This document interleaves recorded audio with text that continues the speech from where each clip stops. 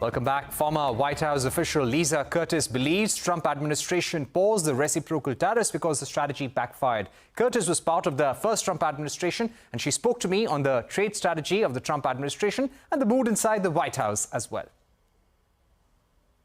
Well, I think the goal of the Trump administration is to bring manufacturing back to the United States. This is something that Trump was committed to on the campaign trail. So, it's not surprising that he is putting a lot of effort into bringing manufacturing back, bringing jobs back to the United States. I think the problem is how the tariffs were rolled out, and the fact that not only has he targeted U.S. adversaries, particularly China, but he has also levied tariffs on allies and partners, including some allies that the U.S. had a trade surplus with. So it hasn't made a lot of sense to people why he would do these broad tariffs on so many nations, including allies and partners. And I think it did backfire, and that's why he has stepped back and he's put on this 90-day moratorium. So, unfortunately, I think that the way the tariffs were rolled out, there didn't seem to be a good strategy in place, and it seemed like a haphazard approach to applying tariffs, across the board, across the world. And it badly backfired on him. So there may be, a lesson learned here. But right now, of course, the tariffs are still on with China, and the U.S. and China are virtually in a trade war. And so the question is, how will this impact the U.S. economy? And I think we've yet to see, how it will all play out for the average U.S. consumer. Right. Lisa, it's quite clear that Donald Trump is using trade as a weapon and trade as a centerpiece of foreign policy relations with other nations. Yes, the tariffs have been paused, and you're saying that it's clear that somewhere the administration realized that the policy is backfiring. But this was long coming. Since his campaign, he has been saying that he will apply reciprocal tariffs, and the world has been very unfair to America. This was in the plan for the last 2 to 3 months. What do you think made the administration realize that, hey, we've made a mistake and we need to pause? Well, I think one of the main reasons that we're seeing these tariffs and such a, over focus on tariffs, it's really, a one-track strategy. If you ask me, there is probably a broader strategy, a broader economic strategy, if you really want to bring manufacturing back to the United States, that you can't just rely on tariffs. But, unfortunately, I think, his advisors, people like Peter Navarro, who, has been all tariffs all the time, he's written books about it.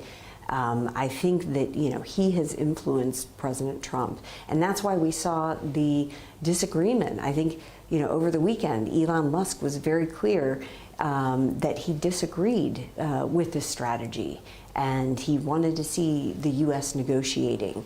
And, I think it's good that he came out and gave another perspective to this Peter Navarro pro-tariff perspective. So, in that case, I think some of the infighting within the Trump administration played out in a way that helped the United States in the end, because it did, finally lead President Trump to back off on our, tariffs across the board, even against our allies and partners. So, in a way, it was a course correction, and I think we can just hope that, there was some learning there, and that we'll see a better thought out strategy, rather than just, thinking you can disrupt the entire system, overturn the tray and hope for the best. That's not really how one should go about achieving your goals and objectives. Right. In the first Trump administration, we had seen a lot of high-level exits. People who did not get along with Donald Trump were fired. Do you see a repeat of that? Do you think the current infighting in the Trump administration is worse than what it was earlier? I do. I think that this time around you have individuals who have individual agendas, and they are bringing these to the fore, and there is a lot of different camps. You know, you have the camp that is very focused on domestic issues and wants to take a more isolationist view toward foreign policy. This camp is, almost anti-Europe. They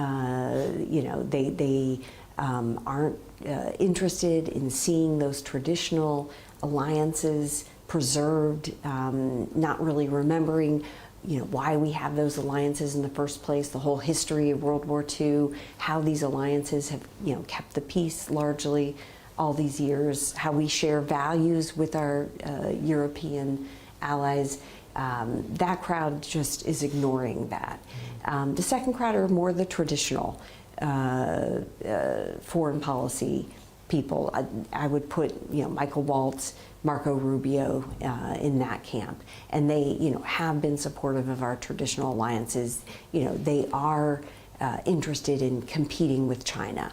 And then you have another category, which would be the pro-business, the tech giants, the business executives who are looking more at the economic piece of this. But even within those three broad categories, you have differences among individuals. And so it is causing a lot of chaos, I think. Many of us are hoping that there's some order brought to this process. When I was at the National Security Council, we always tried to have a very deliberate process and to bring the president options. These are the options. This is most likely, what will happen. Of course, the president makes the final decision, but you need to bring informed options. You need to rely on your experts who have been, following the issues, know the issues, and can bring you some very sound policy advice. So hopefully we'll see more of a national security process put in place. But why is he in a future. rush? Why is Donald Trump in a rush in his second term? Well, I think he knows, he only has, 3.5 more years. He's already had one term in office. According to our Constitution, he can only have 2 terms. So I think he does feel that he needs to make some of these big changes that maybe he didn't have the opportunity to do the first time around. But he also has said he wants to be known for being a peacemaker. I think this is very important to him, is trying to show that he can, really make this a more peaceful world. But unfortunately, I'm seeing some contradictions. The whole peace through strength idea won't be played out if the U.S. abandons Ukraine, if Russia is able to use military might, to change borders. I don't think that bodes well for a peace through strength legacy for President Trump. Right. My final question to you would be about China. U.S. has paused reciprocal tariffs, but kept them on China and increased it to 145%. That is the latest clarification. China is retaliating.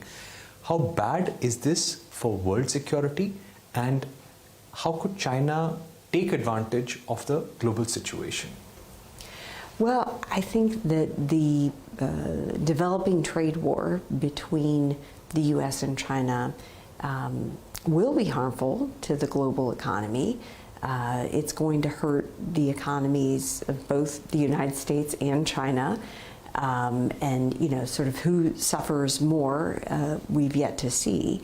But I think, once the American consumer starts to really feel the bite of these tariffs, I think you're going to see a great deal of pushback. The U.S. is a democracy, so people aren't going to hold back in terms of their complaints to the Trump administration. So that, I think, let's watch that space and see what happens.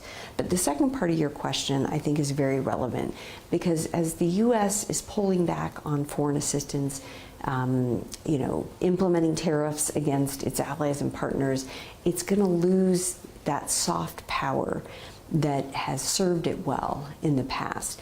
And I think that the vacuum that the lack of U.S. foreign assistance and sort of benevolence being shown to other parts of the world, particularly the global South, China is going to be the beneficiary of that. There's going to be a vacuum, and China will step in. So in that respect, I think the U.S. does suffer in its overall strategic competition with China. I think that soft power element to the competition with China is important. Right. And unfortunately, the U.S. is going to lose out on that as it sort of pulls back from its engagement with the global South and partnering with countries. All right, so this is the big concern that Lisa Curtis, a former White House official, is expressing, that with these tariff wars, what U.S. is doing, it's emerging as an unreliable partner. It is ceding the soft power space position that it has enjoyed in the world, and it is China which is keen to grab that position. On that note, we take a short break, and that will be the end of Global Eye. Keep watching CNBC-TV18 for more news and updates.